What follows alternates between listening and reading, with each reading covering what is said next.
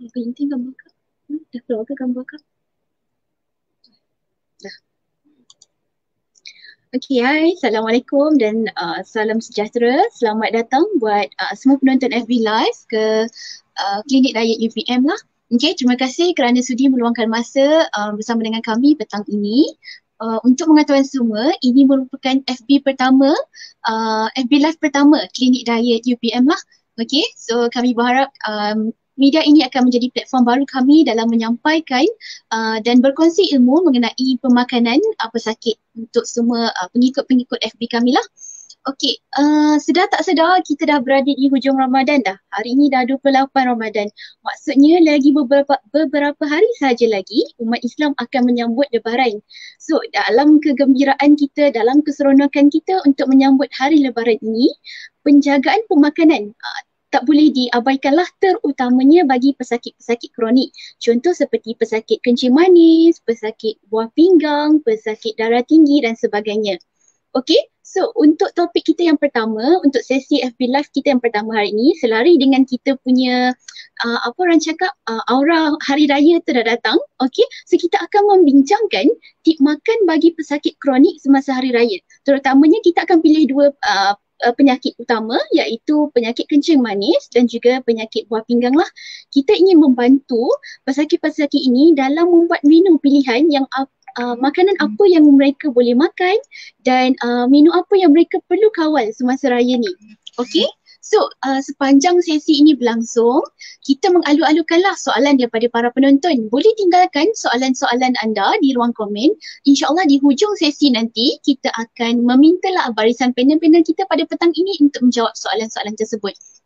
Jangan lupa juga untuk klik link like dan juga share lah FB link kami ni supaya lebih ramai lagi akan mendapat manfaat daripada perkongsian kita pada petang ini. Okey, pada petang ini terdapat dua orang panel yang akan bersama dengan kita, iaitu panel kita yang pertama, Puan Nurliana Naharuddin, yang mana beliau akan mengupas topik untuk tip penjagaan pemakanan bagi pesakit kencing manis. Panel kita yang kedua adalah Cik Jazlina Syahrul, yang mana beliau pula akan berkongsi tip pemakanan bagi pesakit-pesakit kegagalan buah pinggang.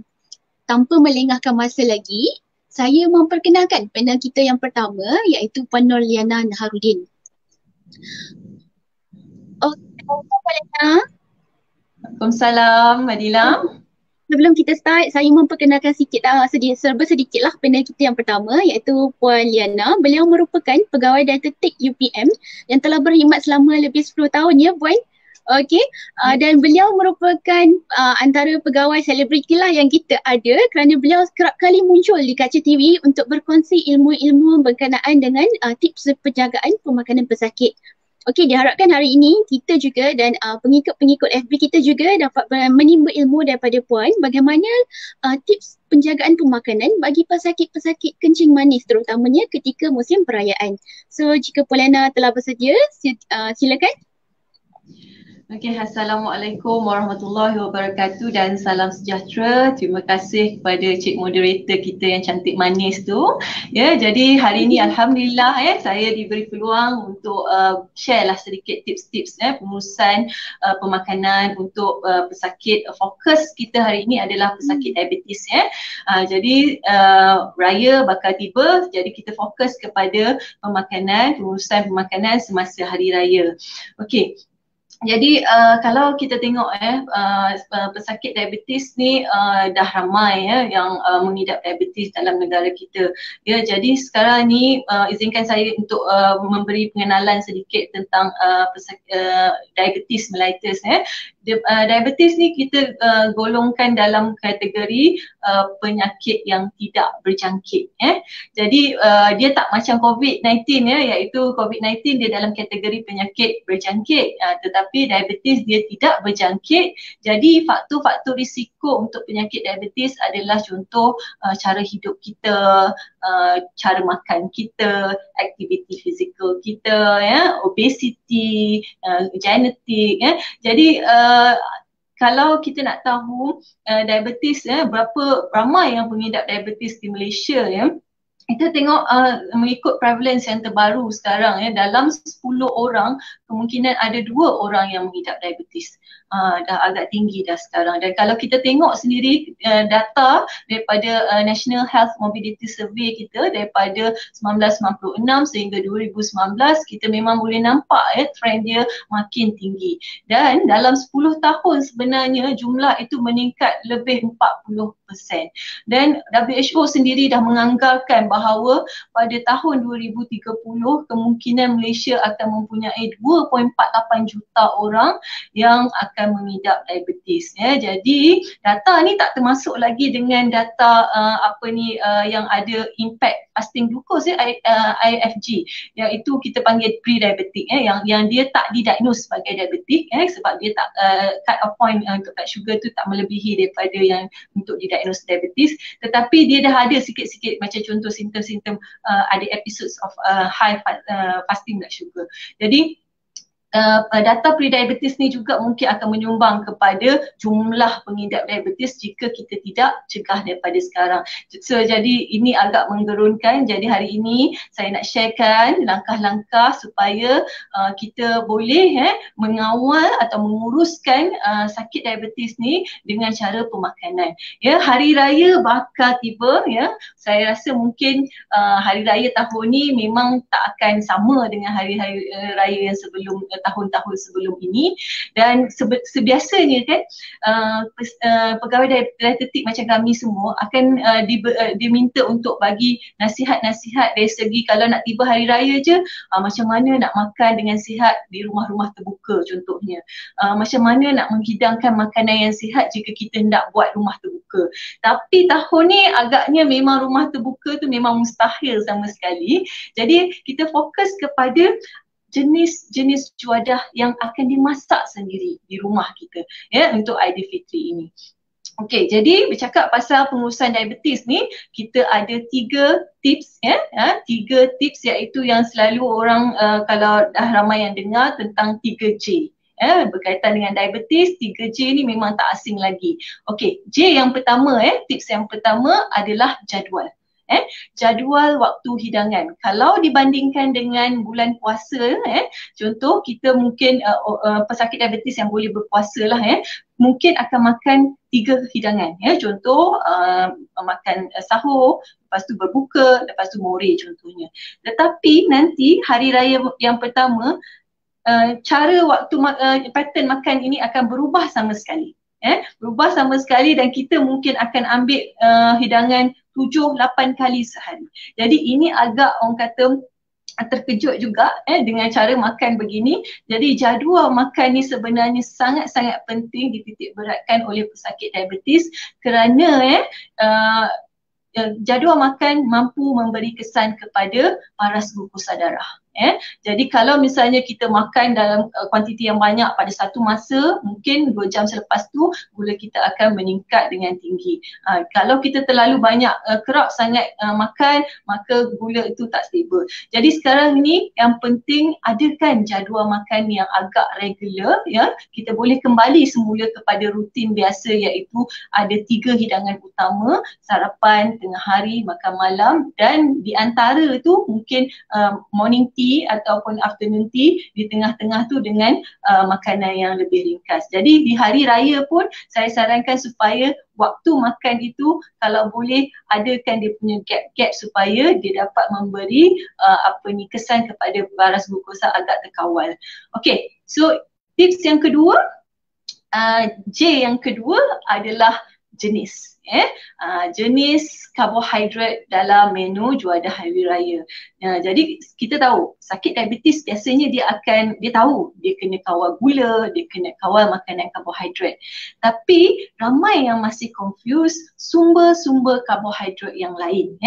Jadi kalau kita bercakap pasal hari raya ni, juadah hari raya, apakah sumber karbohidrat yang akan menyumbang kepada gula darah kita? Contoh adalah seperti yang sinonim lah, ketupat. Ketupat palas, lemang, ada juga kadang-kadang dia buat menu special sikit kan, laksa, mihun sup, mi soto. Jadi ini mi ni tadi pun adalah sumber karbohidrat. Okey, kalau kita tengok Ramadan biasa sinonim dengan kuih muih kan, contoh kuih talam ke kuih onde-onde. Tapi hari raya nanti kita akan banyak kuih-kuih yang contoh macam biskut-biskut raya, kerepek, kek. Jadi ini juga dalam kategori yang akan menyumbang kepada karbohidrat. Dan yang last sekali adalah air manis ni. Air manis mungkin tahun ni kita tak banyak berkunjung ke rumah-rumah, jadi mungkin air manis tu tak sekerap seperti tahun-tahun yang lepas. Tapi kadang-kadang ada orang kata raya nak minum air manis kan. Jadi kemungkinan kekerapan pengambilan air manis tu akan berlaku juga. Jadi dalam berbincang berkenaan dengan jenis-jenis karbohidrat ni, disebabkan hari raya tahun ini agak unik ya, saya sebenarnya suka nak sarankan ya, sebab kita sebelum ni kita tak ada pilihan. Bila kita berkunjung ke rumah orang, kita akan makan apa yang orang tu sediakan. Bila kita pergi beraya, kita akan makan apa yang dihidangkan. Jadi kita tak ada pilihan. Tapi kali ini kita yang masak sendiri, sebenarnya kita ada pilihan untuk memodifikasikan juadah hari raya kita. Contohnya apa yang saya boleh sarankan, contoh kalau kita biasa masak ketupat kan. So bila kita masak ketupat, kita akan guna beras putih contoh. So apa kata tahun ni kita tambahkan ya, contoh beras perang ke, beras merah ke, beras hitam ke dalam ketupat kita supaya lebih tinggi serat dari segi ketupat itu tadi. Dan kalau misalnya ketupat palas ya, kita pun memang dah ada variasi ketupat palas yang menggunakan pulut hitam, jagung, tambahan kacang. Jadi bila ada pertambahan serat, pertambahan lemak sedikit, maka ini akan memberi kesan kepada glycemic index ya, GI. Ini yang orang kata famous sangat di kalangan pesakit diabetes, apa makanan low GI, apa makanan yang high GI ya. Jadi glycemic index ni kita perlu faham dia adalah ranking perbandingan ya, sesuatu makanan karbohidrat itu yang memberi kesan kepada paras glukosa darah ya. Jadi dia bandingkan dengan glukos punya efek. Jadi glukos punya efek adalah lebih kurang 100%. Jadi bila dikatakan satu makanan itu low GI, GI-nya adalah di bawah 55 ke bawah. Jadi selalunya kita memang akan sarankan pesakit diabetes untuk memilih makanan yang rendah GI. Okey, so air manis macam saya kata mungkin dia tak berapa kerap tahun ni, harap-harapnya lah. Tapi kita still akan menggalakkan minum air kosong dengan lebih kerap.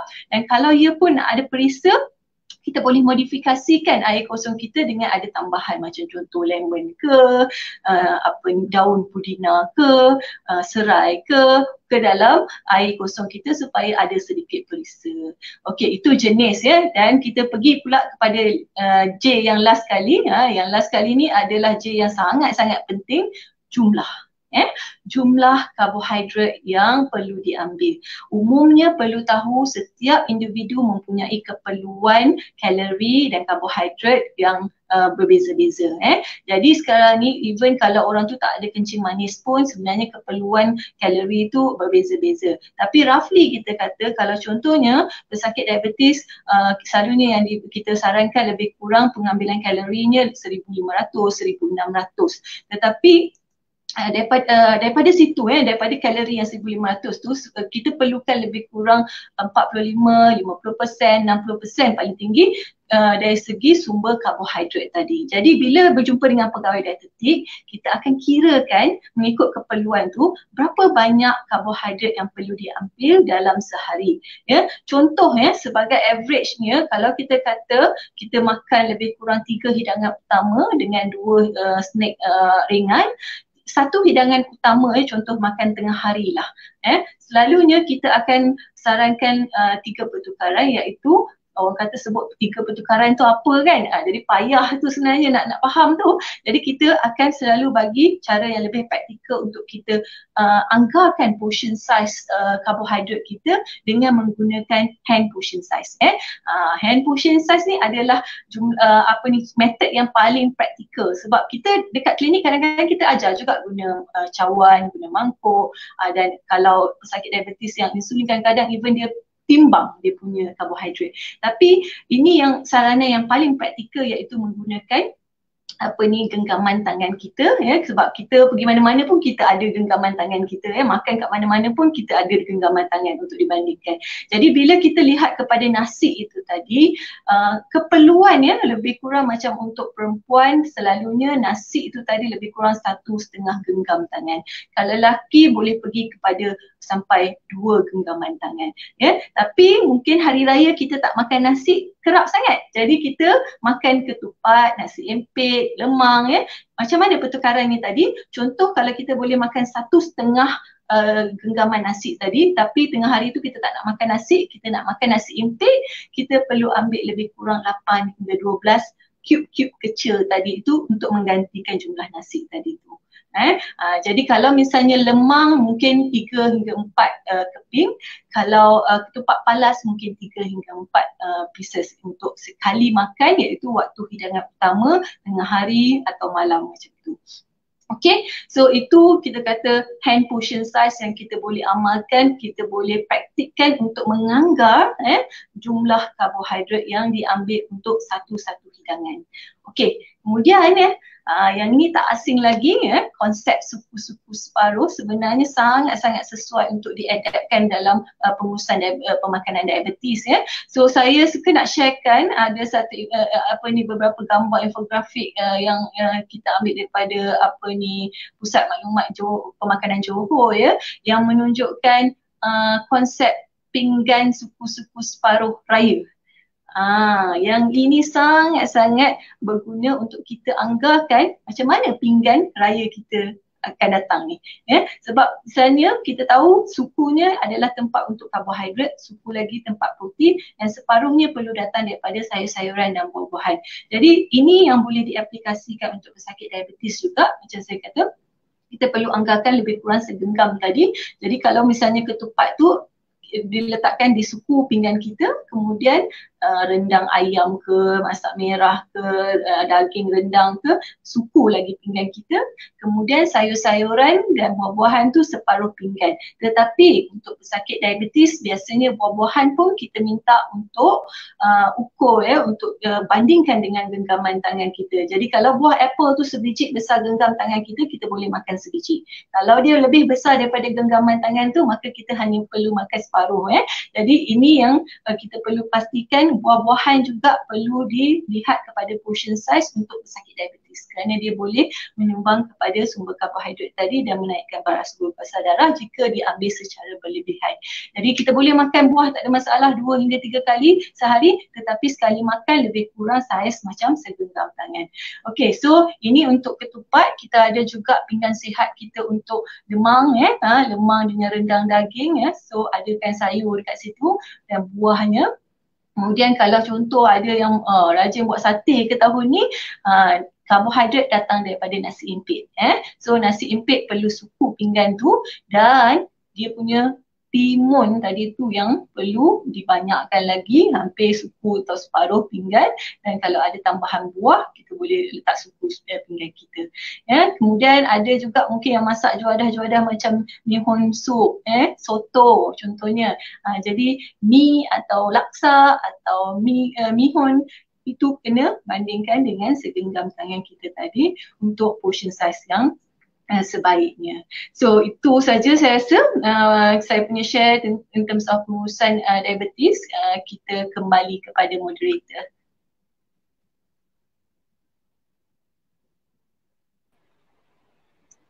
Okey, terima kasih Puan Liana di atas perkongsian yang cukup menarik sebentar tadi.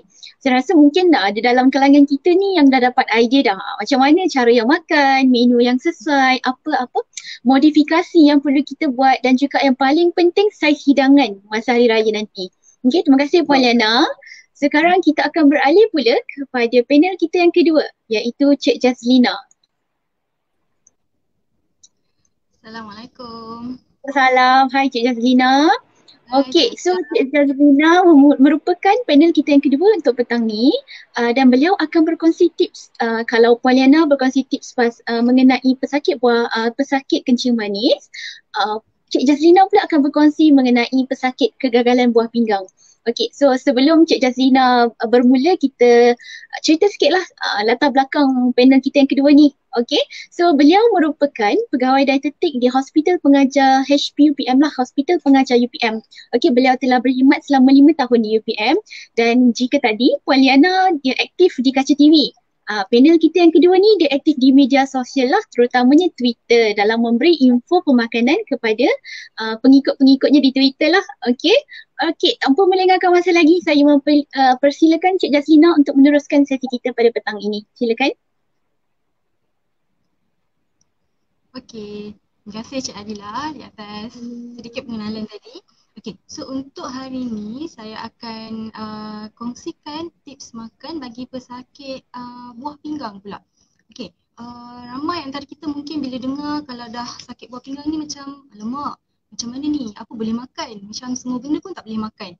Okay, so saya akan kongsikan beberapa tips. Bukan bermaksud bila kita kata pesakit buah pinggang ni tak boleh nak sambut raya, tak boleh kita kata sama-sama dengan orang lain menikmati kita kata juadah yang waktu hari raya ni. Okay, jadi kita tengok dulu sebenarnya apa yang kita kata situasi terkini dekat Malaysia ni, sakit buah pinggang terus meningkat. Okay, kalau kita kata based on data, dianggarkan lebih kurang lebih dari 100,000 pesakit buah pinggang ni menjelang 2040. Okay, and then kalau mengikut kita kata data yang terkini, kebanyakan pesakit buah pinggang ni mempunyai ataupun menghidapi kencing manis. Jadi kita kata dia adalah komplikasi lah daripada kencing manis, dan boleh kita kata develop komplikasi kepada sakit buah pinggang. Okay, ini kita nak tengok sebenarnya apa faktor risiko yang boleh kita kata menyebabkan kegagalan buah pinggang ni. Okay, sebenarnya ada beberapa faktor yang boleh diubah, antaranya sakit kencing manis, kemudian kalau ada darah tinggi, kemudian jika merokok, obesiti. Okay, dan juga mungkin bagi pesakit yang ada sindrom metabolik. So itu adalah kita kata antara faktor-faktor yang boleh diubah dan sebenarnya dia sangat berkait rapat dengan pemakanan juga. Okay, so kita tengok juga kalau katakan pesakit buah pinggang ni apa tanda-tanda dia, apa simptom dia yang kita boleh lihat. Okay, so yang pertama adalah kita kata ada setengah pesakit dia gatal dekat seluruh badan dia. Okay, tak ada ruam-ruam pun tapi dia kata ada rasa gatal. Okay, kemudian tidur dan emosi yang terganggu. Badan syik rasa letih, mudah rasa letih, hilang selera makan, ada rasa loya. Kemudian ada juga setengah pesakit yang mungkin bila loya sampai ada yang muntah. Okay, ada yang bengkak kaki ataupun bengkak di bahagian badan, and then sukar, ada juga pesakit yang sukar bernafas. Okay, ini adalah antara kita kata tanda-tanda lah. Okay, jadi bagi pesakit-pesakit yang ada faktor risiko tadi, contohnya memang dah ada kencing manis, lama dah ada kencing manis, dah ada darah tinggi, jadi saya sangat sarankan sentiasa buat rawatan berkala, jangan tinggalkan follow up di klinik ataupun hospital sebab kita tak tahu bila dia akan kita kata mungkin menyebabkan komplikasi kepada buah pinggang. Jadi pengawalan dan monitoring ataupun kita kata kena sentiasa berkala lah. Okay. Okay. So seterusnya kita nak tengok tahap. Okay. Penyakit buah pinggang ni sebenarnya dia ada beberapa tahap lah. Tahap 1 sampai tahap 5. Okay. Tahap 1 yang paling kita kata waktu ni mungkin tak ada gejala lagi, tak ada simptom lagi. Bila dah tahap 5 maksudnya buah pinggang dah gagal, then kita kata mungkin setengah pesakit tu dah perlu menjalani rawatan lah. Okay, sama ada rawatan dialisis ataupun buat pemindahan buah pinggang. Okay, bagi kita kata faktor makanan, apa yang saya nak tekankan kat sini adalah lebih kepada pesakit tahap 3 dan ke atas. Okay, sebab bila dah tahap 3 dan ke atas ni, tahap 3, 4, 5 biasanya dah ada beberapa simptom yang akan mengganggu kita kata pengambilan makanan. Dan waktu ni mungkin beberapa kita kata bila buat regular check up ataupun pergi check keputusan darah, ada beberapa bacaan darah yang kita kata tinggi dan mungkin dia sangat berkait rapat dengan makanan lah. Okay, jadi hari raya macam mana nak makan kan? macam yang Puan Liana bagi tahu tadi, tahun ni mungkin raya kita berbeza dengan tahun-tahun yang sebelum ni. Jadi saya rasa mungkin ramai antara kita yang akan masak di rumah lah. Jadi banyak kita kata yang ni mungkin salah satu peluang untuk kita sendiri tahu apa yang kita masukkan dalam makanan kita. Okay. Okay. Jadi untuk sakit buah pinggang ni ada beberapa perkara yang perlu dititik beratkan lah untuk kita elakkan any simptom ataupun gejala dan juga kita kata komplikasi-komplikasi yang lain. Okey, perkara yang pertama adalah sama juga dengan pesakit kencing manis tadi, jadual waktu hidangan. Okey, untuk pengetahuan semua, bagi pesakit buah pinggang ni pada bulan Ramadan ni, kalau pesakit tu ada kencing manis and then mungkin dah ada komplikasi buah pinggang, mereka adalah tergolong dalam golongan yang berisiko tinggi untuk berpuasa. Jadi mungkin kebanyakan pesakit tidak digalakkan puasa oleh doktor lah. Okay. Dan waktu makan semasa puasa dan kita kata selepas puasa nanti ni mungkin lebih kurang sama sebab ada antara pesakit yang tak dapat berpuasa di bulan Ramadan. Cumanya saya rasa mungkin waktu bulan Ramadan ni dia akan kita kata ada beberapa faktor lah yang akan menyebabkan mungkin pola pemakanan tu tak berapa kita kata tak sama dengan yang bulan lain sebab family ataupun ahli keluarga semua berpuasa. Jadi mungkin waktu makan pun akan sedikit lari lah. Okay. Jadi waktu perayaan, musim perayaan, waktu hidangan sangat penting. Di sini ada dua kita kata dua jenis, dua golongan lah. Okay. Bagi pesakit buah pinggang yang ada simptom, kita tak nak lepas raya ni yang tiada simptom ni biasanya selera makan tu okey. Dia boleh kita kata makan macam biasa, tak ada rasa loya, tak ada muntah. Okey. Dan paling penting adalah kenapa nak jaga waktu makan waktu ni adalah kita tak nak makan setiap 3 jam, 2 jam ulang makan sebab kita tahu bila hari raya ni makanan ada banyak. So jadinya macam setiap 2 jam pun jadi waktu hidangan utama. Okay. So kena jaga betul-betul especially pesakit kencing yang ada kencing manis. Okay. Pengawalan gula sangat penting sebab jika gula tak terkawal dia akan menyebabkan keadaan buah pinggang tu semakin teruk lah. Okay. Golongan yang kedua adalah pesakit buah pinggang yang ada simptom. Rasa loya, rasa nak muntah. Okay. Biasanya yang ada simptom ni dah kita kata mungkin bagi pesakit-pesakit yang dah tahap advance lah. Okay. Mungkin tahap 4 dan tahap 5. Okay. Dan juga mungkin juga bagi pesakit yang sedang menjalani rawatan dialisis. Okay. Bila kita kata waktu makan ni bagi pesakit yang ada simptom, waktu makan tak dijaga, sama juga dia akan jadi macam mungkin terlalu sikit makan. Okay, yang tu pun tak baik juga sebab untuk pesakit buah pinggang ni kita kena pastikan cukup tenaga. Tak boleh terlalu sikit, tak boleh terlalu banyak juga. Okay, kalau sikit sangat maksudnya kita takut kalau yang ada kencing manis bila tak ada selera makan nanti mungkin akan jadi hypo ataupun kurang gula dalam darah. Okay, jadi waktu makan ni sangat penting. Yang penting kita kata waktu hidangan utama, sarapan pagi, tengah hari dan juga makan malam. Okay, snack in between tu kita kata mungkin minum pagi dan minum petang boleh ambil hidangan yang jumlah yang sedikit lah. Okay, okay. So untuk tips yang kedua adalah garam. Okay, so pengawalan garam. Untuk pengetahuan semua, ini adalah data daripada Kementerian Kesihatan Malaysia. Secara proksinya, rakyat kita, rakyat Malaysia mengambil kira-kira 1,5 suduti garam sehari. Okay, so dia sebenarnya hampir 2 kali ganda lebih daripada saranan oleh WHO.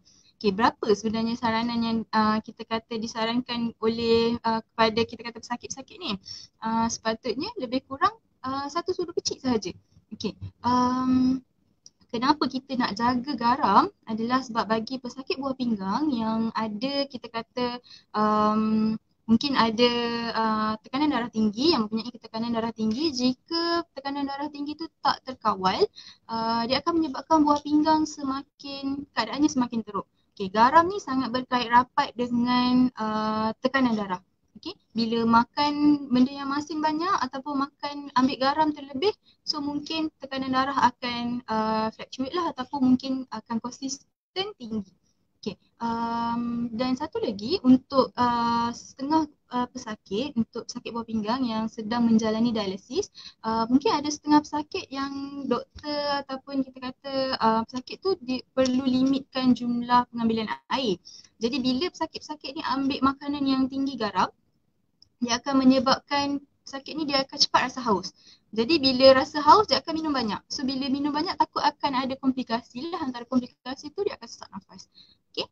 So untuk hari raya ni apa yang kita kata makanan-makanan yang mungkin lah kandungan garam dia tu tinggi. Biasanya benda-benda yang berkuah. Contohnya macam mi kari, mi sup. Sebabnya mi sup mungkin ada perisa-perisa tambahan.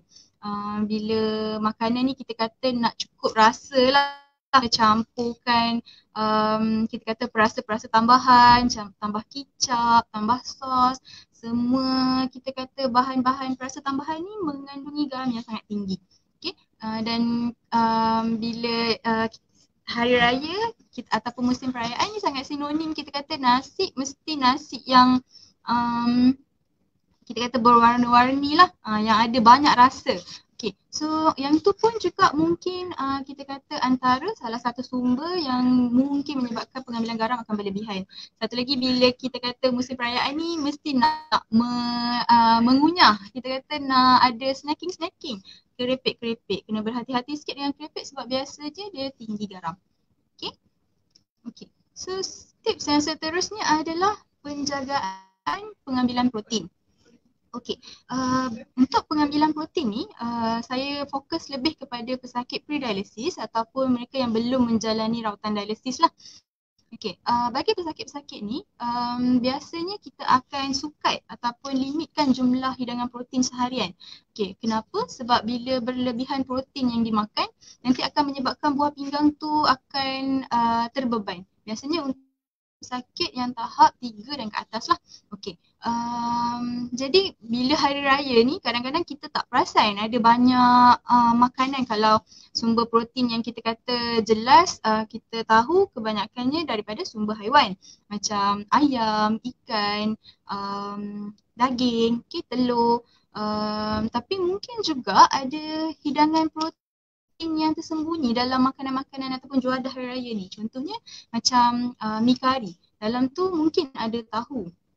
So yang tu pun dikira kita kata sebagai sumber protein. Dan juga macam contoh rasa nak makan sate kan, kadang-kadang kita pun tak kira berapa cocok sate tu kita makan. Jadi bagi pesakit yang kita kata perlu melimitkan protein ni, kena ikut cadangan pegawai dietetik yang mereka dah jumpa. Biasanya dietitian akan ajar berapa banyak sukatan satu hari yang perlu dan kena berwaspadalah dengan pengambilan protein pada hari kita kata musim perayaan ni. Cuma kita kata kalau macam contohnya teringin nak makan, mestilah nampak makanan mesti rasa, kita kata takkan tak nak rasa langsung kan. Boleh makan, cuma perlu sukat betul-betul. Dan jumlah sukatan ni bagi setiap pesakit dia sangat kita kata individu. Selain walaupun keadaan mungkin ada dua pesakit, dua-dua tahap kita kata tahap 4. Kita kata dia punya masalah buah pinggang, tapi mungkin juga dia punya sukatan protein untuk dua pesakit ni berbeza. Okay, dan dia sangat bersifat individu lah, jadi ikut jumlah sukatan yang dicadangkan oleh pegawai dietetik yang anda jumpa. Okay. So seterusnya adalah penjagaan pengambilan fosfat. Okay, fosfat ni dia ada kita kata natural, memang dah ada dalam makanan, dan ada juga yang ditambah dalam makanan. Okay. Bagi pesakit buah pinggang, ada setengah pesakit kita kata dia akan bila tengok keputusan darah, kita tengok dia punya fosfat tinggi. Jadi fosfat ni adalah salah satu bacaan mineral dalam darah yang bila pesakit buah pinggang, siapa yang ada kegagalan buah pinggang, dia tak boleh nak tapis sama macam orang biasa. Jadi risiko untuk tinggi fosfat dalam darah tu lebih tinggi bagi pesakit-pesakit ni. Dan dia sangat berkait rapat dengan pengambilan makanan lah. Okay. untuk fosfat ni kenapa kita kata kita takut ataupun kita tak nak dia tinggi dalam darah, sebab dia akan menyebabkan komplikasi lah kepada pesakit-pesakit ni. Antaranya kalau kita kata setengah pesakit saya dia cakap bila fosfat dalam darah dia tinggi dia rasa gatal. Dia pun tak tahu, tak ada pun ruam kat dia punya badan, tapi dia kata macam rasa gatal. Okay, kemudian kita tahu juga ada komplikasi jangka masa panjang menyebabkan komplikasi kepada tulang lah. Okay. Untuk hidangan hari raya ni, apa yang kita nak jaga adalah kebanyakan juadah masa hari raya ni berasaskan santan. Okay, untuk antara kita kata bahan-bahan yang tinggi dengan fosfat. Okay. Kemudian macam kita kata kena identify dari segi kita kata juadah yang kita nak ambil tu apa yang sumber fosfat. Okay, antaranya kuning telur, biasanya benda ni dia jadi macam hidangan-hidangan kecil.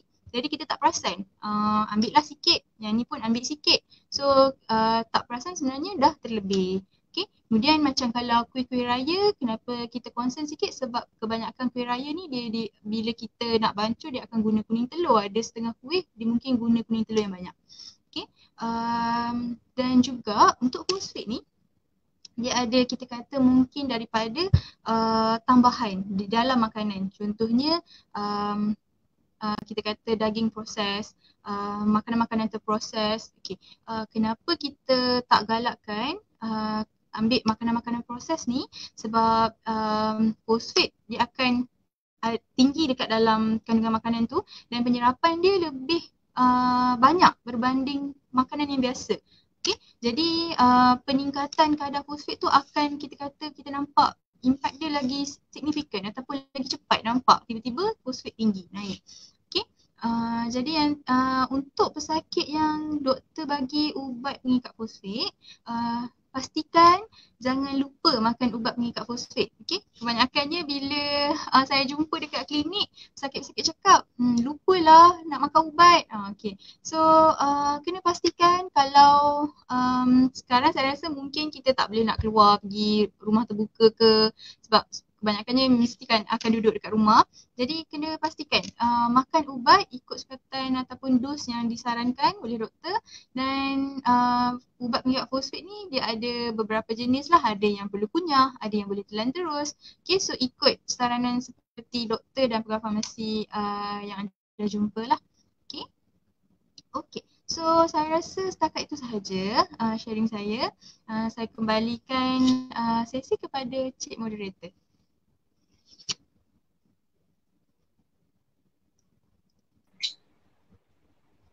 Okey, terima kasih Cik Jazlina di atas perkongsian menarik tadi. Okey, Alhamdulillah kedua-dua panel kita telah selesai pun berkongsi tips pemakanan ketika musim raya bagi pesakit kronik iaitu pesakit kencing manis dan juga pesakit kegagalan buah pinggang. Okey, so sekiranya anda ada sebarang soalan yang ingin diajukan, boleh tinggalkan komen di ruangan FB Live kami dan insyaAllah barisan panel kita akan cuba menjawab soalan-soalan yang diberikan. Okey. Okay, sementara kita menunggu soalan, okay, mungkin kita nak kita ada satu soalan daripada Puan Zi Cheng. Okay, mungkin soalan ni lebih kepada Puan Liana lah, panel pertama kita. Adakah gula ganti iaitu stevia disarankan kepada pesakit diabetes atau pesakit kencing manis? Okay, so ini soalan favourite lah kita biasa terima daripada pesakit-pesakit diabetes kita. Ya, kita kena tahu bahawa stevia adalah dalam kategori pengganti pemanis. Contohnya kita sebenarnya memang sedia maklum bahawa gula yang ditambah di dalam makanan, ditambah dalam minuman adalah dia punya sumber untuk memberi rasa manis tu. Tapi masalahnya bila ada penyakit diabetes, gula ni memberi kesan dari segi meningkatkan paras glukosa darah. Jadi sebab itu ada situasi di mana kita sebenarnya membenarkan pemanis tiruan ini digunakan sebagai pengganti gula, tapi saya masih lagi sarankan yang paling baik adalah kurangkan pengambilan minuman manis ini tadi. Biasakan lidah kita dengan rasa yang kurang manis. Sebab bila kita ambil pemanis ni, kita masih lagi melatih rasa kita kepada rasa manis tu tadi. Jadi selalunya kita akan bagi kebenaran untuk menggunakan pemanis-pemanis tiruan seperti stevia ni antara pemanis tiruan lah, cuma dia dari segi sumber semula jadi tapi kalau kita tengok stevia sebenarnya dia pun dah diproses sebab kalau kita guna daun yang sebenarnya of course itu semula jadi, tapi kalau kita dah ambil yang serbuk apa semua tu dia dah diproses juga sebenarnya.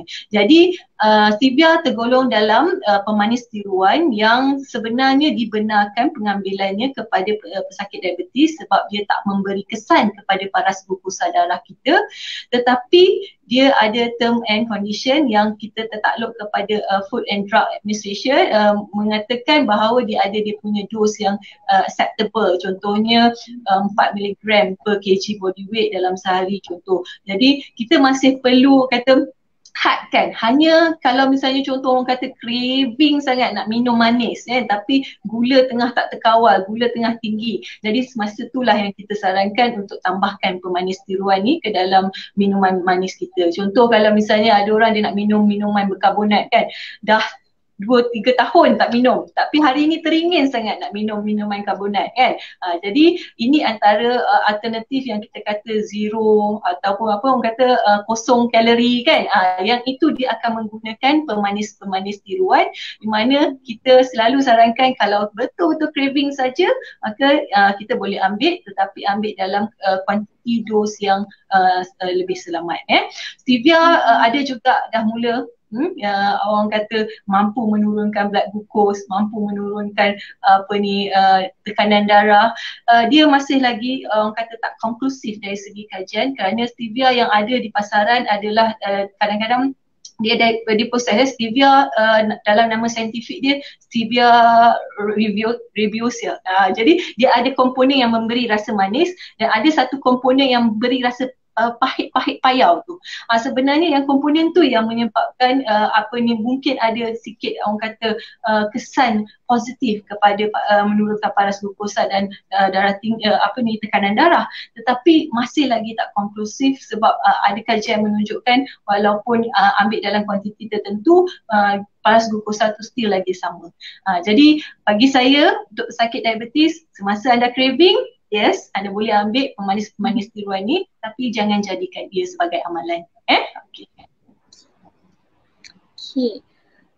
Kita ada soalan daripada Encik Azri Halim. Yang ni soalan ni saya rasa ramai nak tahu ni. Berapa ketul kuih raya boleh kita ambil? Maksudnya pesakit-pesakit ni boleh ambil. Pesakit mana tu? Kalau untuk pesakit diabetes of course kita kena tengok kandungan gula dalam sesuatu kuih tu. Selalunya satu kuih kadang-kadang dia boleh capai kepada 50 kalori.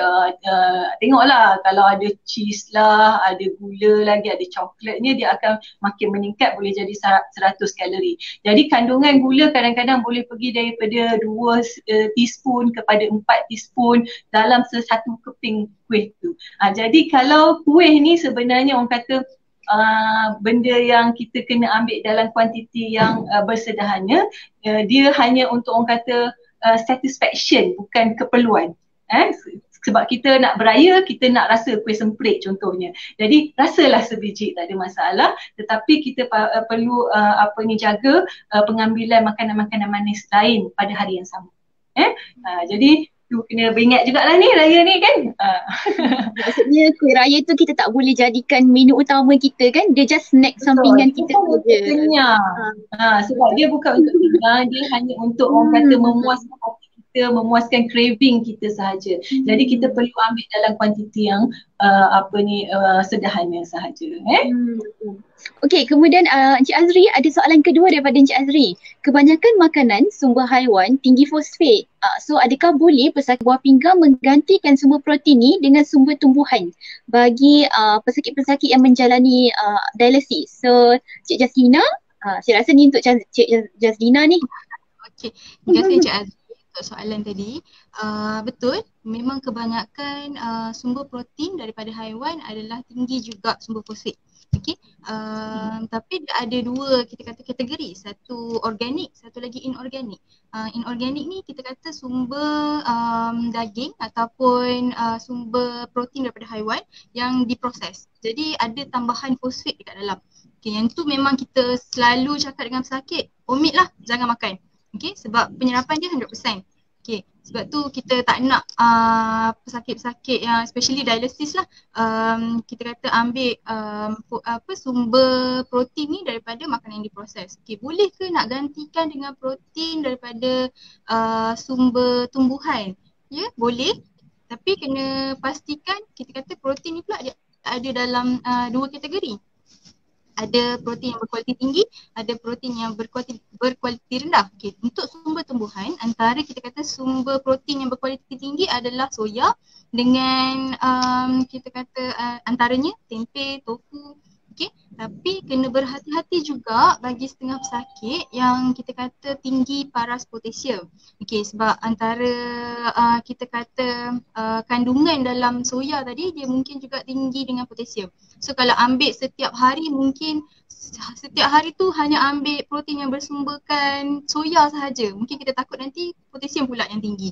Jadi bagi saya boleh tukarkan, tapi varietykan juga sumber protein tadi. Jangan kita kata dalam sebulan tu ambil satu je makanan yang sama. So kita nak yang penting ada kita kata sumber nutrien yang lain dia dapat, dan juga kita tak nak kalau ada satu makanan tu mungkin ada spesifik tinggi mineral, nanti akan menyebabkan komplikasi yang lain. Dan juga pasal kalsium karbonat lah. So usually kan kalsium karbonat diambil bersama makanan protein ni kan. Betul. Jadi kalau pasien yang prescribe kalsium karbonat, selalunya kita akan suggest untuk ambil dengan makanan-makanan tinggi protein daripada sumber haiwan tu tadi. Makan ayam kena makan bersama dengan kalsium karbonat. Betul. Jangan tinggalkan ubat pengikat fosfat lah. Right. Okey, terima kasih. Kemudian soalan yang seterusnya. Apakah yang patut pesakit buah pinggang dan kencing manis? Maksudnya dua-dua panel kita kena jawab lah ni ya.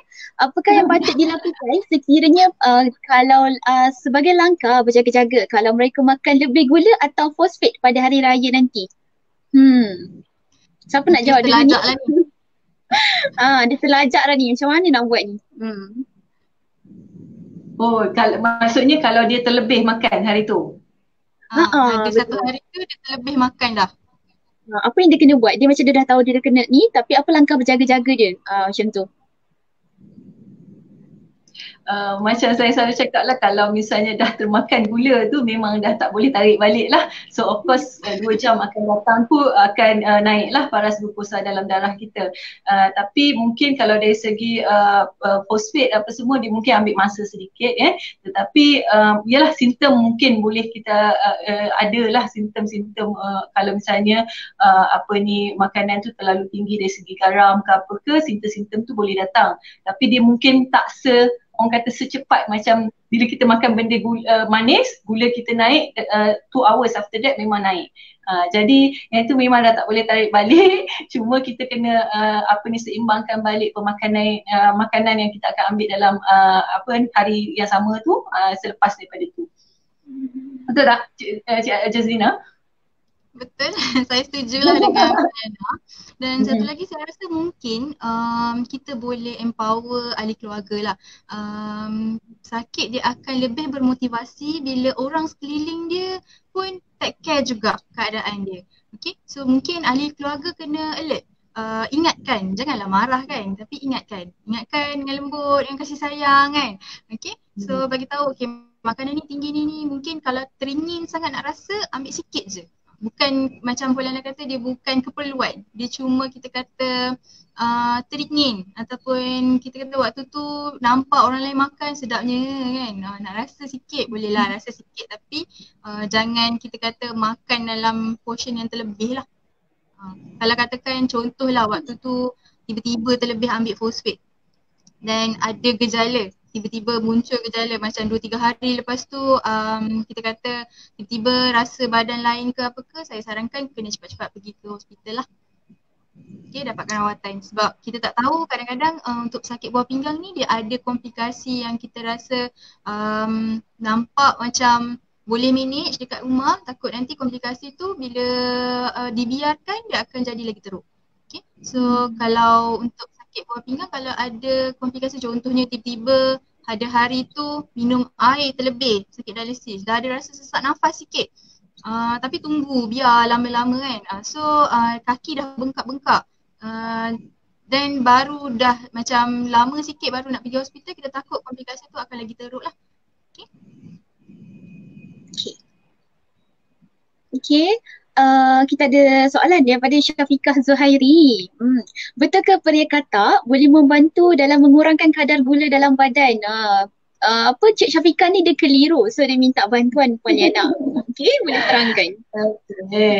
So pria memang dengar baru-baru ni dah lama jugalah kan orang kata boleh menurunkan paras glukosa, tetapi masih sama juga macam dia tak konklusif di mana pria mungkin akan memberikan postprandial yang dalam masa yang short term. Paras glukosa kita mungkin akan turun dalam masa short term, tetapi dia sebenarnya tidak memberi kesan untuk long term. Jadi untuk orang kata pria mampu mengubati diabetes, ingat diabetes tak boleh diubati tetapi boleh dikawal.